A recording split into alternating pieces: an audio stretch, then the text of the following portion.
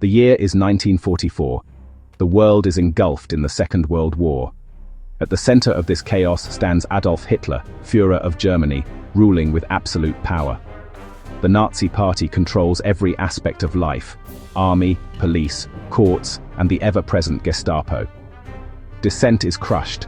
Those who oppose vanish into concentration camps. The Nazi flag flies everywhere, and children are taught to idolize Hitler. Germany is a police state, loyalty demanded from all. But by 1944, Germany's fortunes are fading. The Red Army advances from the east, allies from the west. Bombs rain on German cities, shattering the dream of a 1,000-year Reich. Yet Hitler refuses to accept defeat, ordering his armies to fight to the last man. His stubbornness drags Germany toward ruin. Millions have died, and the suffering is immense. In this climate of fear and desperation, a small group of German officers decide the only way to save their country is to kill Hitler. Their plot will become one of the most daring acts of resistance in history. Not all Germans supported Hitler. Even within the military, some were horrified by his crimes.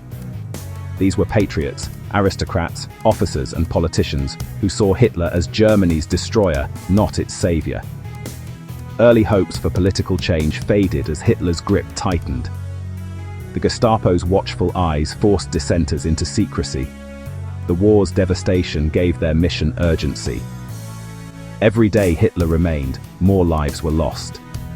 The conspirators included General Ludwig Beck, diplomat Ulrich von Hassel, and former mayor Karl Goerdeler. They weren't revolutionaries, but conservatives risking everything to restore law and decency. Their goal: end the war, negotiate peace, and stop the mass murder by the SS. They wanted to show the world that another, better Germany existed. It was a desperate gamble to redeem their nation's honor. This moral fire fueled their dangerous plot. Overthrowing Hitler required more than courage. It needed a plan. Killing him wasn't enough. The Nazi regime had to be dismantled instantly. The answer: Operation Valkyrie, an official army emergency plan. Originally designed to maintain order during crises, Valkyrie could be hijacked to seize control after Hitler's death. The conspirators, led by General Olbricht and Colonel Stauffenberg, secretly rewrote Valkyrie to frame the SS for a coup. The reserve army would then arrest Nazi leaders and take over, all under the guise of loyalty. Success depended on two things: Hitler's death and immediate, decisive action. One mistake, and the entire plot would collapse. The resistance was a network, but its heart was Colonel Klaus von Stauffenberg. A brilliant officer from a noble family, Stauffenberg was deeply religious and appalled by Nazi crimes. Wounded in North Africa, he lost an eye, a hand and fingers, but his resolve only grew. As Chief of Staff to the Reserve Army, he gained direct access to Hitler. Stauffenberg became both planner and would-be assassin, carrying the bomb himself. His determination revitalized the conspiracy. Key allies included General Olbricht, General Beck, Karl Goerdeler, and General Treschow. Treschow insisted, "The assassination must be attempted at any cost. Even if it fails, we must show the world not all Germans were like him." These men risked everything, driven by conscience and a vision of a better Germany. Their unity and courage set the stage for the fateful day. The world would soon witness their bold attempt.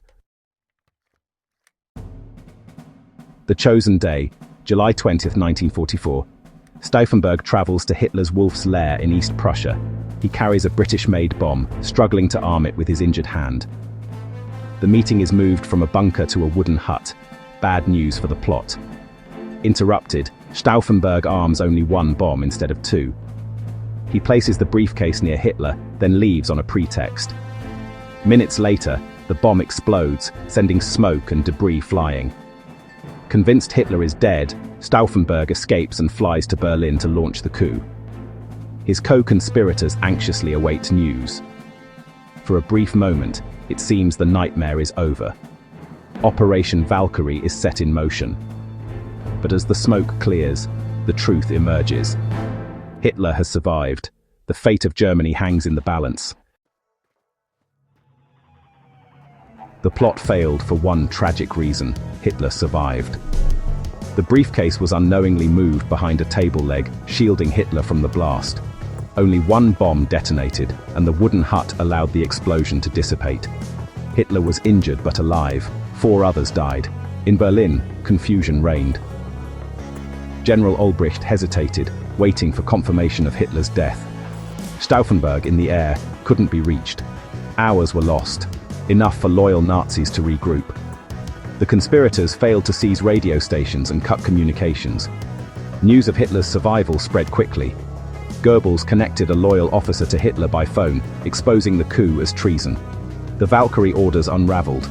The dream of ending Nazi rule collapsed in chaos. With Hitler alive, the regime struck back swiftly and brutally. Troops loyal to the Nazis stormed the Bendler block. Stauffenberg and the leaders were arrested. That night, 4 main plotters were executed by firing squad.